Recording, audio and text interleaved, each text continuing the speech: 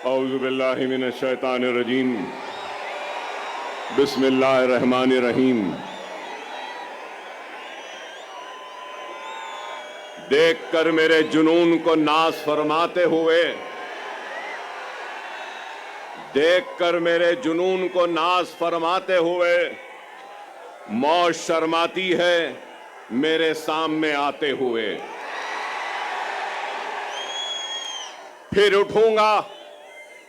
फिर उठूंगा अबर की मानंद, बल खाता हुआ, घूमता फिरता, गरजता गूंजता गाता हुआ, वलवलों से बरख की मानंद लहराता हुआ, मौत के साए में रहकर मौत पर छाया हुआ, मौत के साए में रहकर मौत पर छाया हुआ। काम है मेरा तगय्युर, नाम है मेरा शबाब, मेरा नारा इत्तेहाद इत्तेहाद इत्तेहाद। ये जोश मलियाबादी के गजल के अशार हैं और जोश साहब से माफी मांगता हूं कि इसमें मैंने कुछ तरमीम की है। और तरमीम कहां की है कि काम है मेरा तगय्युर, नाम है मेरा शबाब, मेरा नारा इनकलाब इनकलाब इनकलाब। तो मैंने इसको मेरा नारा इत्तेहाद इत्तेहाद इत्तेहाद कहा है। बेशक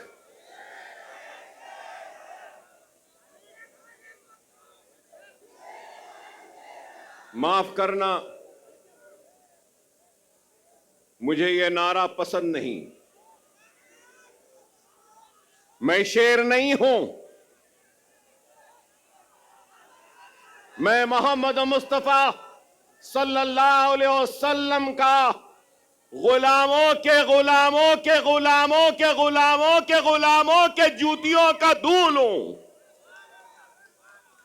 मैं शेर ना हूं, ना मुझे शेर बनना है। 10 साल पहले भी अगर महाराष्ट्र का रुख किया था तो आपको शेर बनाने के लिए रुख किया था। क्या शेर बनना है? शेर बनना है आसान सा है।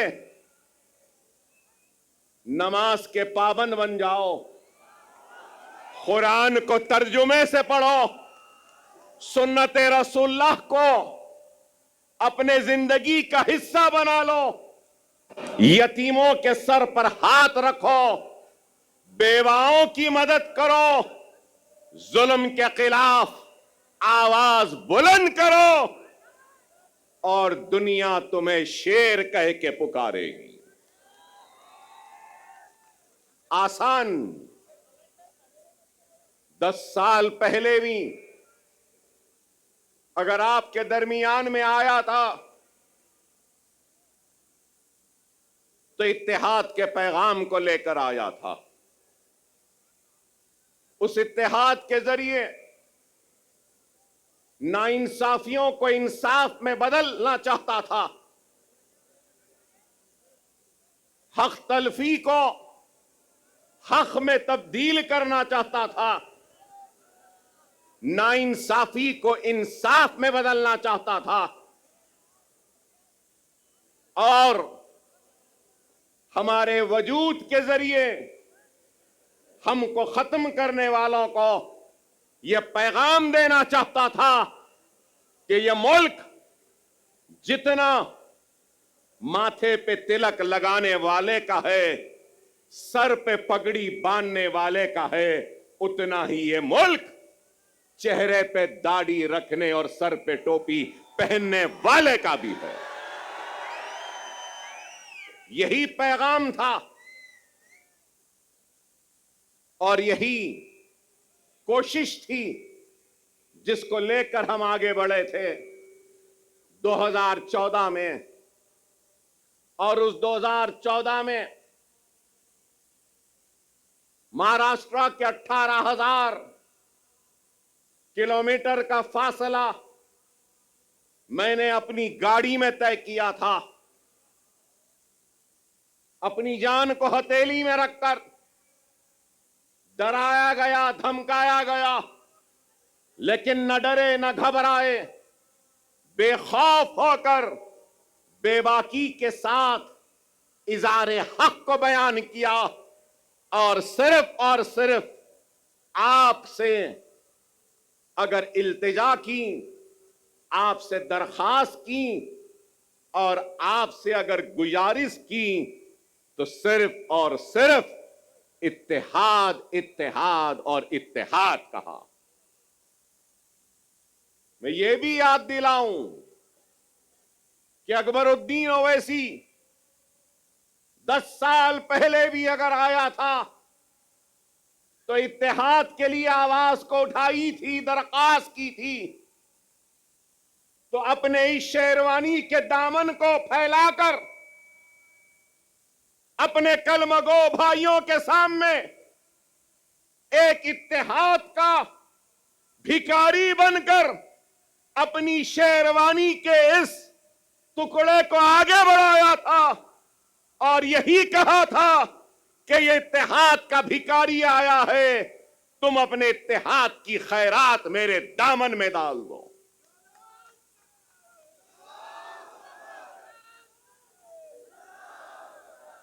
अल्लाह उसके रसूल की कसम, अकबरुद्दीन ओवैसी को अल्लाह ने इज्जत दी, शोहरत दी, नाम दिया, सब कुछ दिया, लेकिन एक बात कहूंगा, मजलिस इत्तेहादुल मुस्लिमीन के सबसे छोटे और सबसे आखिर का अगर कोई लीडर है तो वह अकबरुद्दीन ओवैसी है। न पहले बड़ा बनने की ख्वाहिश थी, न आज है। मैं तो सबसे छोटा हूं, आप सब मुझसे बड़े हैं और आप इनसे भी बड़े हैं, और इनके बाद और आपके बाद में मैं हूं। इस चीज को याद रखो, इस चीज को याद रखो। क़यादत एक अजीम जिम्मेदारी है, क़यादत एक अजीम जिम्मेदारी है, और सदक़े दिल और बेगर्ज होकर जो खिदमत करेगा तो अल्लाह उसकी क़यादत में इस्तेहकाम और मजबूती देगा।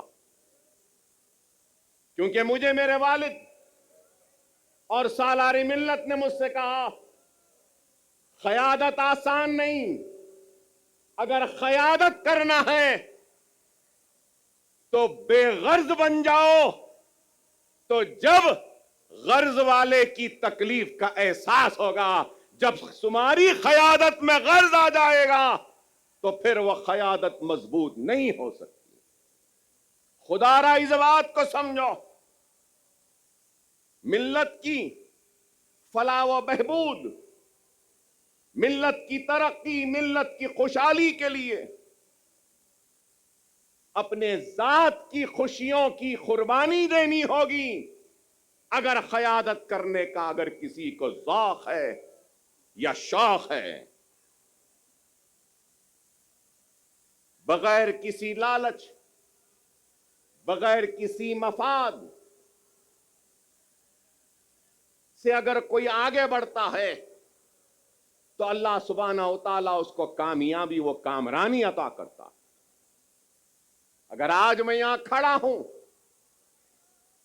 तो लोग समझेंगे कि 10 बरस बाद अकबरुद्दीन ओवैसी यहां आया है, तो याद दिलाना चाहता हूं, 10 बरस पहले इम्तियाज जलील नहीं थे, 10 बरस पहले वारिस पठान नहीं थे, 10 बरस पहले हमारे मालेगांव के एमएलए साहब नहीं थे, मुफ्ती साहब नहीं थे।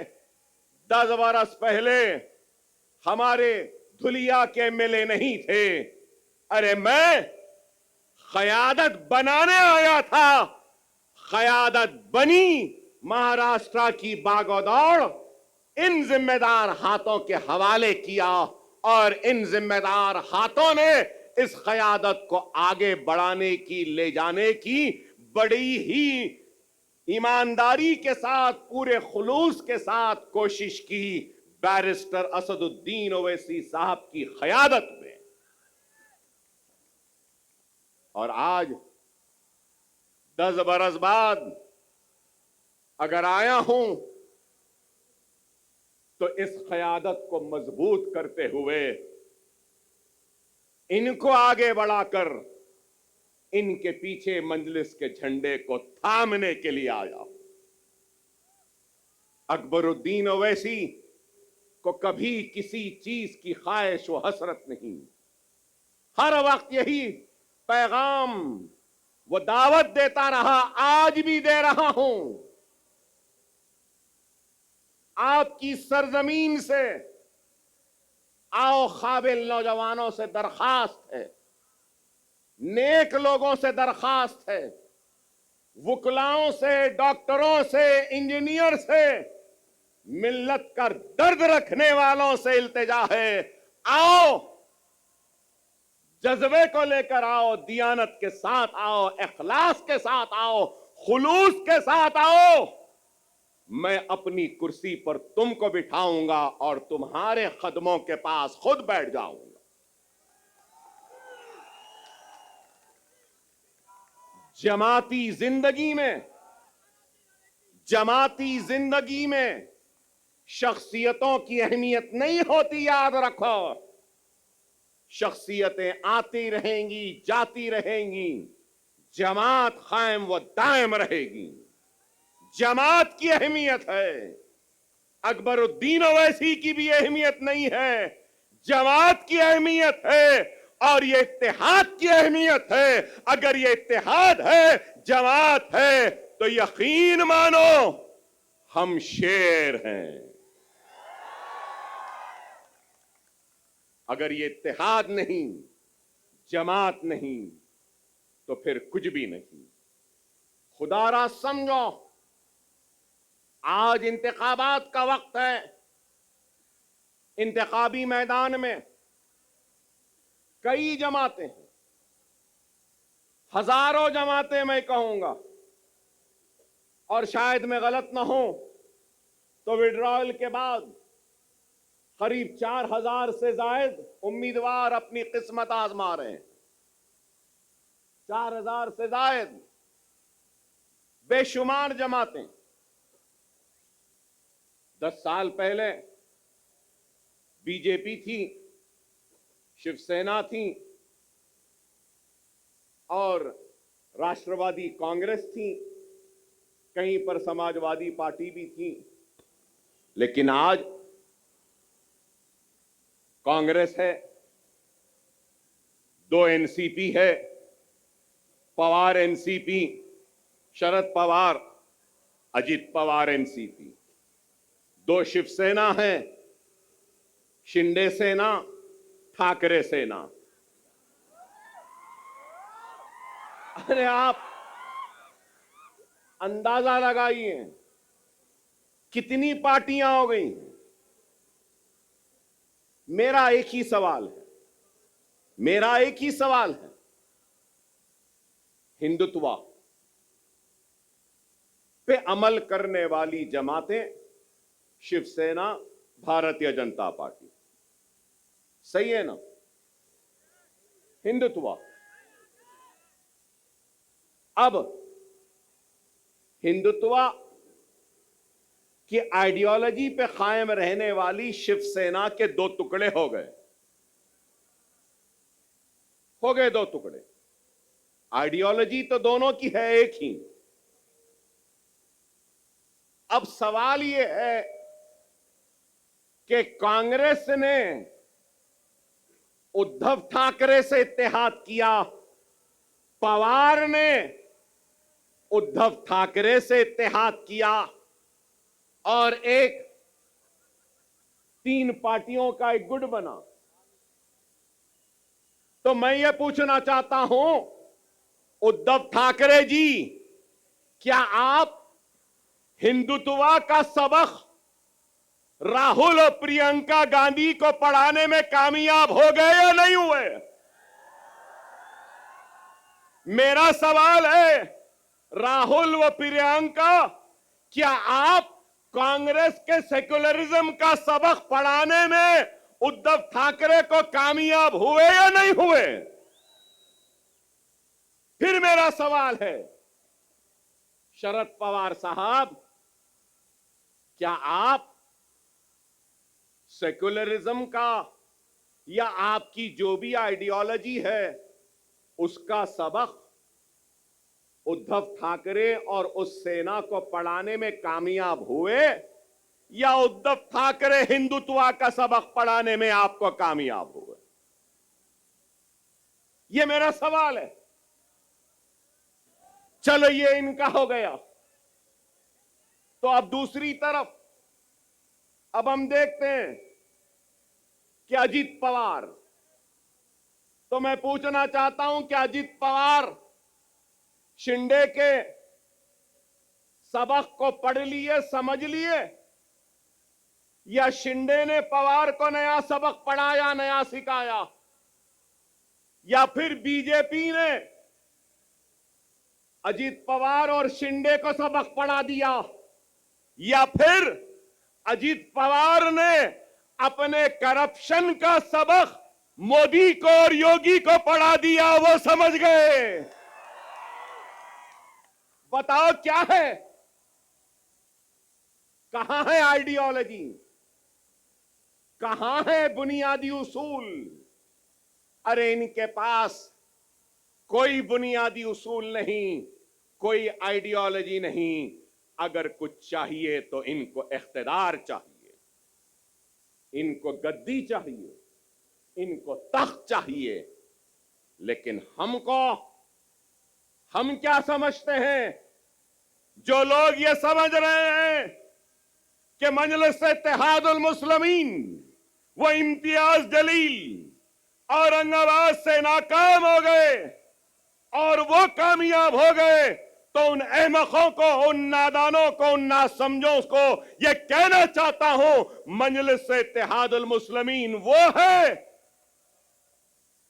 जो दिलों को फतेह करती है। हकीकी फातेह वो नहीं जो जीते और जमीन को फतेह कर ले। हकीकी फातेह वो होता है जो दिलों को जीतता है और दिलों को फतेह करता है। हमारा काम दिलों को जीतना है, दिलों को फतेह करना है। हमारा काम इख्तिदार के कुर्सियों पर बैठकर मजे लूटना नहीं है। हम सच्चे दिल से, सदके दिल से अवाम की तर्जुमानी करते हैं, उनके मसाइल को उठाते हैं, चाहे ऐवान पार्लियामेंट हो या ऐवान असेंबली हो।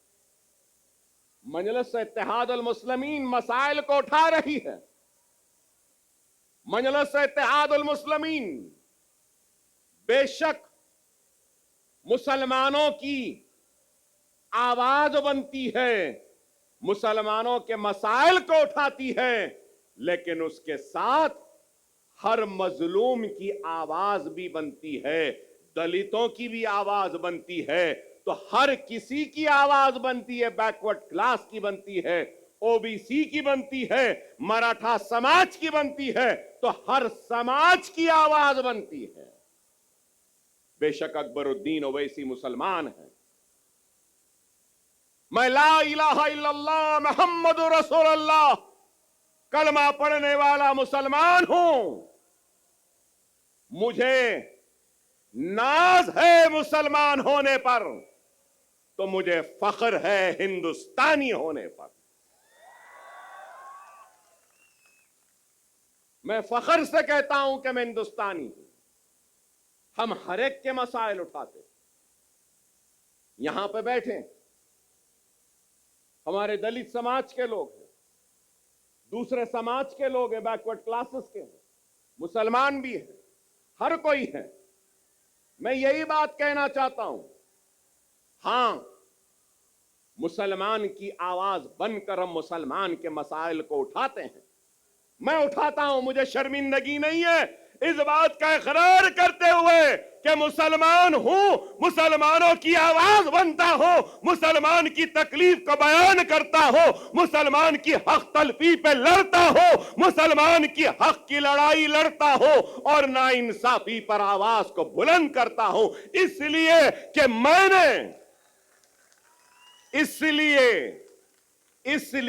मैंने दस्तूर पर हल्फ लिया है। बहैसियत रुकने असम्बली अवामी नुमाइंदे मेरी जिम्मेदारी है कि मैं सबसे पीछे वाले को आगे लाऊं, पिछड़े हुए को ताकत दूं, कमजोर को खुवत दूं और जो आखिरी में है उसको आगे बढ़ाऊं। क्या लीडर की यह जिम्मेदारी नहीं? क्या कोई ये इस बात से इनकार कर सकेगा कि हिंदुस्तान की सबसे बड़ी अक़लियत मुसलमान रोजी रोटी, कपड़ा, मकान, तालीम, खुशहाली में सबसे पीछे है? और आज हमारी कोशिश वो पीछे जो मुसलमान है उसको आगे लाए, हमारी कोशिश वो पिछड़ा हुआ मुसलमान उसको आगे लाएं। अल्लाह उसके रसूल की कसम, जब मुसलमान आगे आ जाएगा तो अगर पीछे ब्राह्मण रहेगा तो उस ब्राह्मण को भी आगे लाने का काम हम करेंगे, क्योंकि हमने दस्तूर पे हलफ लिया है पिछड़ों को, कमजोरों को आगे बढ़ाना हमारी जिम्मेदारी है। यह हमारी सोच है। लेकिन हमारी सोच को मीडिया हाउसेस, अभी इम्तियाज जलील साहब ने मुझसे कहा कि इनके साथ साथ वो आपके दोस्त आए हैं,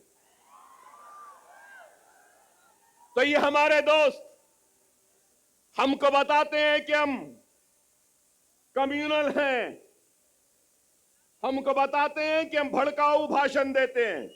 भड़काऊ नहीं देते, हम हक बयान करते हैं। वो अलग बात है कि हमारी हक बयानी का जवाब इनके पास नहीं होता तो उसको भड़काऊ बना देते हैं।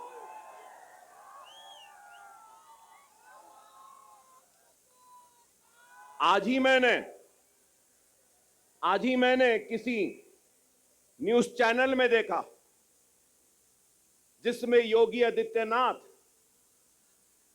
ने अपनी तकरीर में कहा कि बटोगे तो कटोगे। लोग काफी एतराज कर रहे हैं उस बात पर, मगर मैं ये कहूंगा, बीफ के नाम पर, मॉब लिंचिंग के नाम पर, घर वापसी के नाम पर, सर पे टोपी पहनने के नाम पर, दाढ़ी पालने के नाम पर जो तुम काट रहे हो, क्या ये तुम्हारी नफरत हिंदुस्तान के सबसे बड़ी अक़लियत से, क्या ये मुल्क को कमजोर नहीं कर रही है? इसका जवाब दो मुझे। अगर हिंदू और मुसलमान को तुम लड़ाओगे, हिंदू और मुसलमानों को नफरत कराओगे, तो क्या यह मुल्क को कमजोर करने के बराबर नहीं है? और अगर मैं कह रहा हूं, मैं अकबर ओवैसी मुसलमान, ला इलाहा इल्लल्लाह मोहम्मद रसूलुल्लाह कलमा पढ़ने वाला मुसलमान, इस मुल्क का किराएदार नहीं है। मैं कह रहा हूं, नरेंद्र मोदी, ऐ योगी, जितना तेरा हिंदुस्तान है उतना मेरा भी हिंदुस्तान है। हिंदुस्तान ना तेरी जागीर है ना मेरी जागीर है। हिंदुस्तान हिंदू मुस्लिम सिख ईसाई पारसी हर मजहब के मानने वालों का है। मजहब भगवान अल्लाह गॉड को नहीं मानने वाले का भी है, किसी एक का नहीं है। हम ये बात कहते हैं तो इनको बुरा दिखता है। अरे इस मुल्क का सबसे बड़ा मसला क्या है? बेरोजगारी। इस मुल्क का सबसे बड़ा मसला क्या है? महंगाई। इस मुल्क का सबसे बड़ा मसला क्या है? हर 2 मिनट 3 मिनट को रेप होते हैं। इस मुल्क का सबसे बड़ा मसला क्या है? ग्रेजुएट्स को नौकरियां। इस मुल्क का सबसे बड़ा मसला क्या है? मुल्क की कमजोर इकोनॉमी को मजबूत करना। इस मुल्क का सबसे बड़ा मसला क्या है? पेट्रोल डीजल गैस की बढ़ती हुई कीमतों को नीचे लाना। इस मुल्क का सबसे बड़ा मसला क्या है? रुपये की गिरती हुई कदर को ऊंचा करना। आप बताओ, क्या बेरोजगारी को दूर करने कुछ हो रहा है? महंगाई को दूर करने कुछ हो रहा है? क्या बेघर लोगों को घर देने के लिए कुछ हो रहा है? कुछ नहीं हो रहा है। सिर्फ इस मुल्क को मजहब के नाम पर बांटने की बात कर रहे हैं। योगी की तकरीर को मैंने सुना, बटोगे तो कटोगे कहां? उसके बाद कहा कि जात पात की सियासत। अरे जात पात की सियासत बोलने वाले, तू ये क्यों नहीं कहता कि मजहब की सियासत नहीं करनी चाहिए? ये बात क्यों नहीं कहते? ये तो मजहब की सियासत करेंगे, नफरत के बीज को बोते जाएंगे, असल मसाइल से तवज्जो हटाते रहेंगे। अगर कुछ है तो तलाक सलासा। अरे तलाक सलासा मसला नहीं है।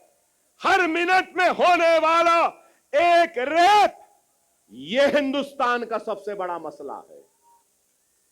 एक औरत रात के अंधेरे में घूम नहीं सकती, खेतों में उसकी इज्जत और इस्मत को लुटेरे लूट रहे हैं, यह मसला है। अरे इस पे बात करो, इस पे कुछ करो। नहीं, मुसलमान ऐसा, मुसलमान के इतने बीवी, मुसलमान ऐसा करा, मुसलमान वैसा करा। अरे आप बताओ, तलाक सलासा हो गया, CAA NRC, CAA NRC. Parliament में थे इम्तियाज जलील साहब, हर मसले पर।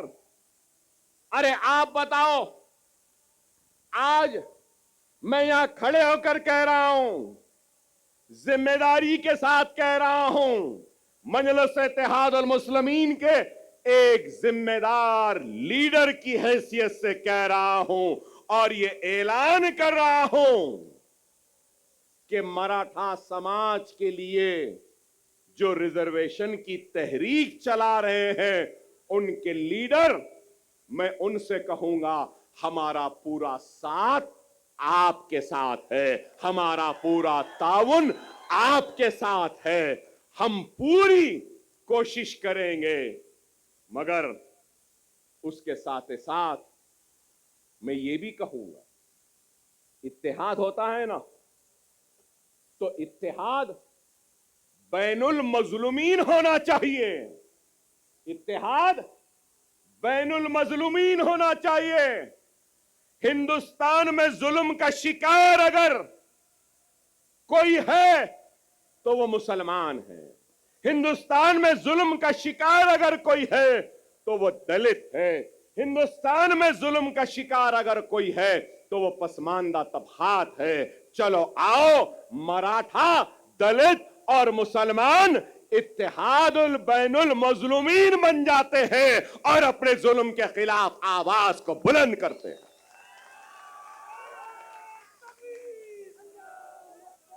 मगर मेरी बात खत्म नहीं हुई। मैं हमारे मराठा समाज के बड़े लीडर जो एहतजाज कर रहे हैं, भूख हड़ताल में बैठे हैं, उनसे कहना चाहता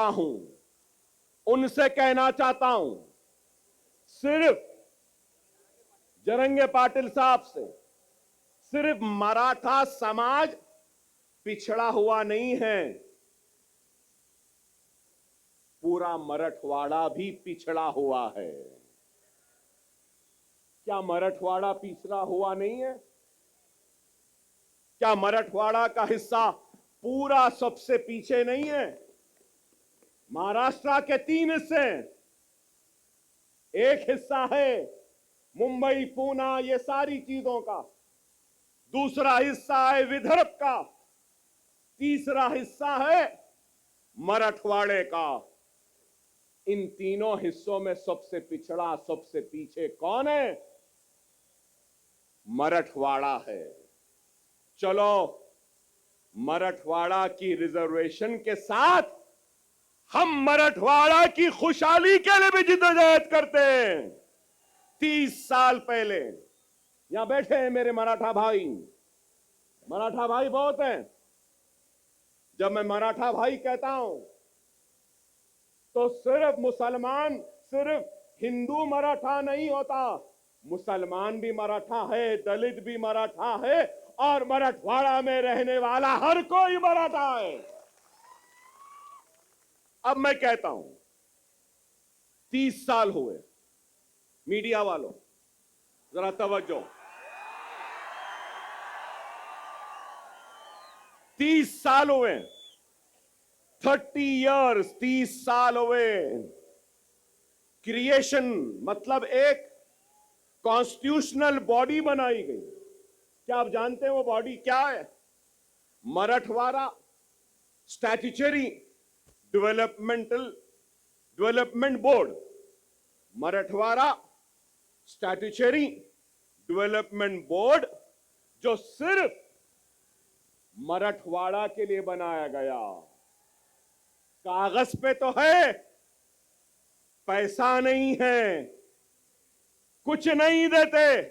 चलो, मराठों के रिजर्वेशन के साथ हम मराठवाड़ा स्टैट्यूटरी डेवलपमेंटल बोर्ड को 50,000 करोड़ का पहला मुतालबा करते हैं, एहतजाज करेंगे और मराठवाड़ा को हम आगे बढ़ाएंगे। क्या तैयार हो? क्या तैयार हो? मराठवाड़ा का किसान खुदकशी कर रहा है, मराठवाड़ा के लोग पानी के लिए तरस रहे हैं, मराठवाड़ा के लोग दवाखानों के लिए तड़प रहे हैं, दवाखाने नहीं है, 100-100, 200-200 किलोमीटर को जाना पड़ता है। पूरे मराठवाड़ा में सुपर स्पेशलिटी के 1 या 2 दवाखाने। क्या चाहिए? एक गरीब को क्या चाहिए? रोजी, रोटी, बीमारी पर इलाज का इंतजाम आज है या नहीं बताओ? क्या नाम के बदलने से रोजी मिल जाएगी? क्या नाम के बदलने से रोटी मिल जाएगी? क्या नाम के बदलने से किसानों की खुदकशी रुक जाएगी? क्या नाम के बदलने से पानी की प्यास मिट जाएगी? क्या नाम के बदलने से क्या बीमार को शिफा मिल जाएगी? क्या नाम के बदलने से कर्जदार किसान के कर्ज दूर हो जाएंगे? नाम में क्या रखा है? ऐ नाहेलो ना समझो, ऐ झूठो, ऐ बेमानो, काम करो, काम। क्या यह गलत है? नीति आयोग की रिपोर्ट उठाकर देख लीजिए मीडिया वालों। काबिल है, मुझसे काबिल, मुझसे पढ़े लिखे, मुझसे समझदार, मुझसे दूरअंदेश,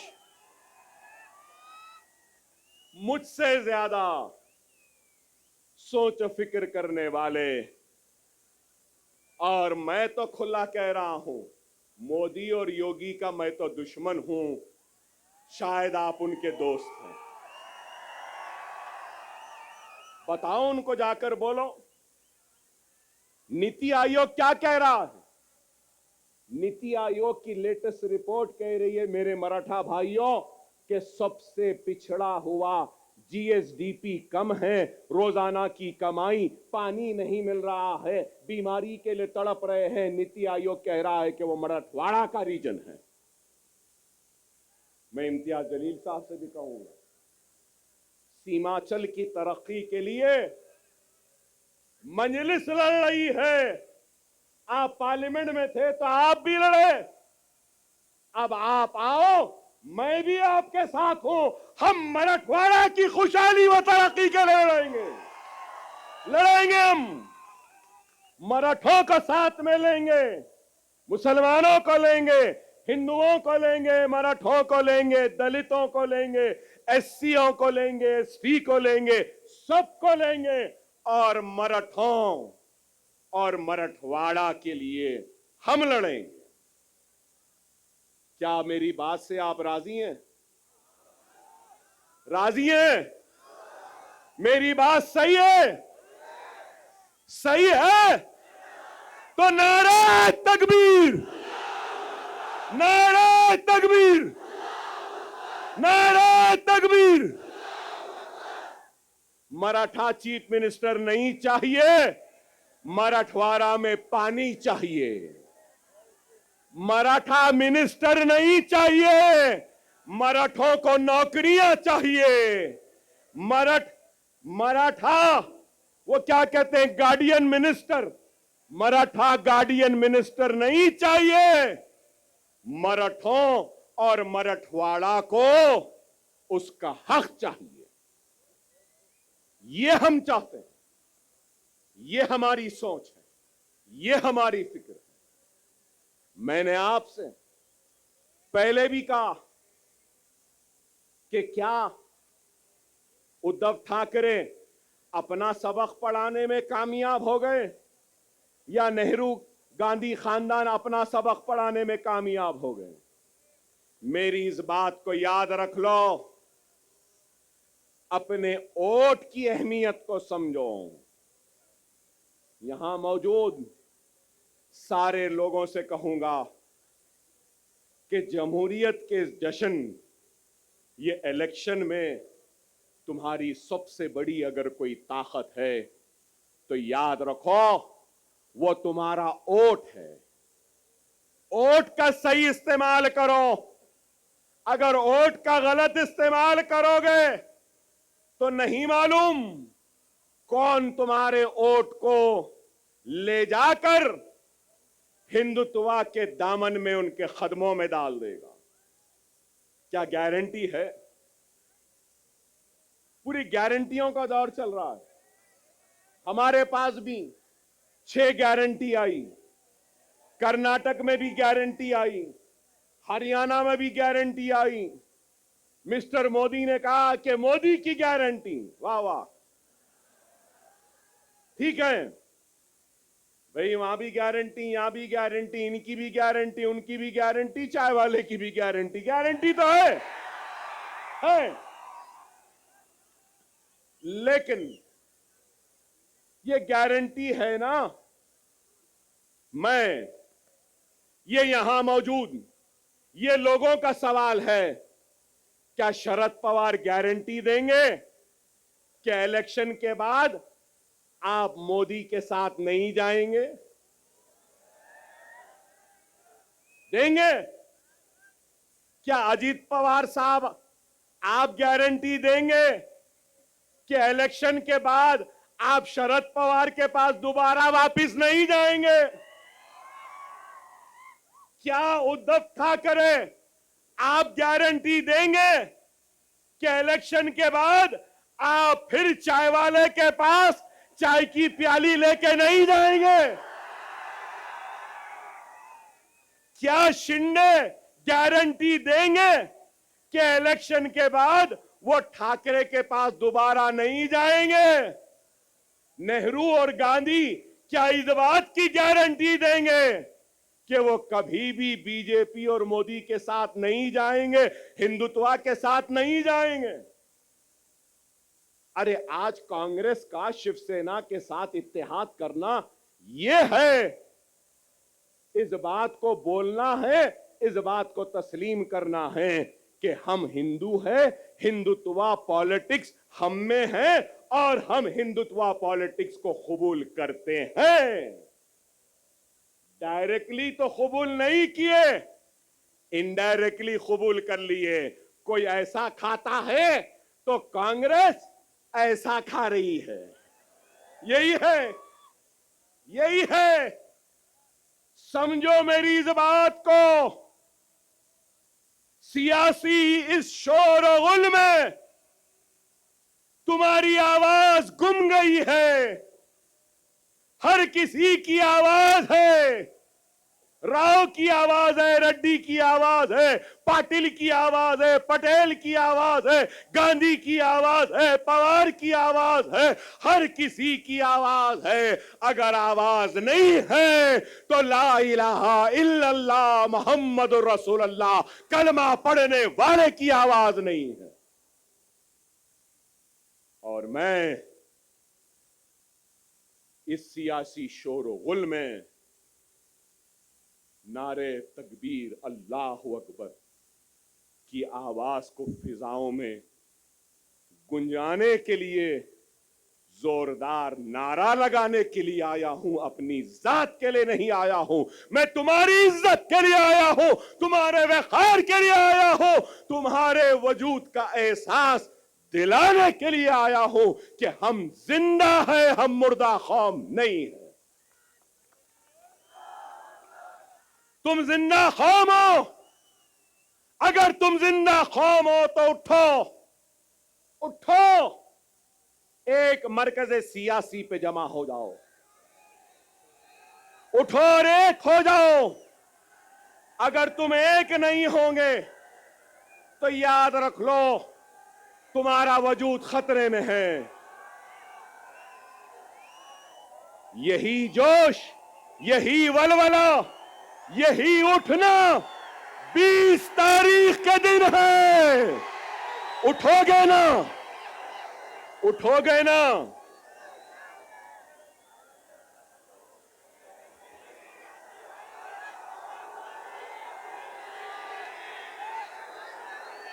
(9:45)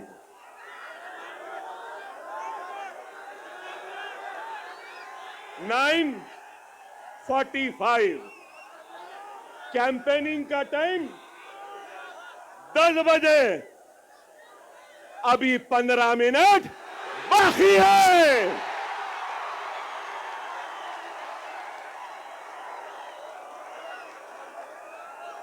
अरे भाई 15 मिनट बाकी है, सब्र करिए। ना वो मेरा पीछा छोड़ती है, ना मैं उसका पीछा छोड़ सकता हूं। चल रही है मगर क्या गूंज है। नारे तकबीर, नारे तकबीर, नारे तकबीर। अल्हम्दुलिल्लाह, अल्हम्दुलिल्लाह। खुदारा मेरी बात को समझो। वक्त नाजुक है। हमारा सबसे अव्वलीन फरीजा क्या है? क्या है? महाराष्ट्र में बीजेपी और शिंदे सेना और अजीत पवार के हुकूमत को शिकस्त देना, हराना है। उसके साथ हमारी जिम्मेदारी है। जहां जहां हमारे नुमाइंदे हैं, हमको अपने नुमाइंदों को भी कामयाब करना है। मैं आपके जोश की कदर करता हूं, आपके जोश का एहतराम करता हूं। याद रखो, वो कौम जिसके पास सिर्फ जोश है और होश नहीं, तो वो कौम कामयाब नहीं होती। वही कौम कामयाब होती है जिस कौम के पास जोश भी होता है और होश भी होता है। थोड़ी देर है, सुन लें, अपनी बात को खत्म करूंगा। 12 मिनट हैं।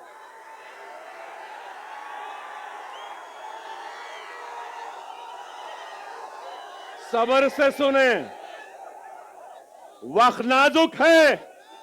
मेरा पैगाम है तुमसे कि हिंदुस्तान के तुम किराएदार नहीं, तुम हिंदुस्तान के बराबर के शहरी हो और तुम्हारे हक की लड़ाई लड़ने के लिए आया हो। तुम्हारा ताउन चाहिए, तुम्हारी दुआएं चाहिए, तुम्हारा साथ चाहिए, तुम्हारा जोश साथ चाहिए, तुम्हारा होश चाहिए। क्या ताउन दोगे? क्या तुम्हारी ताकत दोगे?